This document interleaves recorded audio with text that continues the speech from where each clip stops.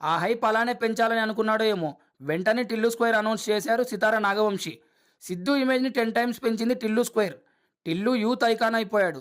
Siddhu టిల్లును promote చేసినట్లు బహుశా లైఫ్‌లో ఏ క్యారెక్టర్‌ని ప్రమోట్ చేయలేడేమో.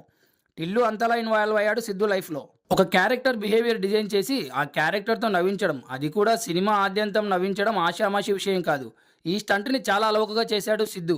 టిల్లు చేసిన పార్ష్ కామెడీ కాస్త బ్యాలెన్స్ తప్పినా టిల్లు బోట్ మునిగిపోవడం ఖాయం. కానీ టిల్లు ఎక్కడా తడబడలేదు. సిద్ధుకు తెలుసు టిల్లు ఎలా బిహేవ్ చేయాలో. ఆ పాత్రకి ప్రాణప్రతిష్ఠ చేసినవాడు. ఆ మాత్రం తెలియదా? సిద్ధు టెర్రిఫిక్ యాక్టర్ అనడానికి Tillu, Tillu square just examples. Love stories పక్కన పెట్టి సిద్ధు ఇప్పుడు కొత్త జానర్స్ వెతుకుతున్నాడు. బొమ్మరిల్లు భాస్కర్ డైరెక్షన్లో జాక్ చేస్తున్నాడు. Jack love and action entertainer అంటున్నారు మేకర్స్. సిద్ధులో మాస్ హీరో ఉన్నాడని సపరేట్గా చెప్పక్కర్లేదు. ఇప్పుడు స్టార్ బాయ్ సిద్ధు కాస్త క్లాస్ బాయ్గా కనిపిస్తున్నాడు జాక్లో. ఆ తర్వాత తెలుసు కదా అనే క్లాస్ మూవీ చేస్తున్నాడు సిద్ధు.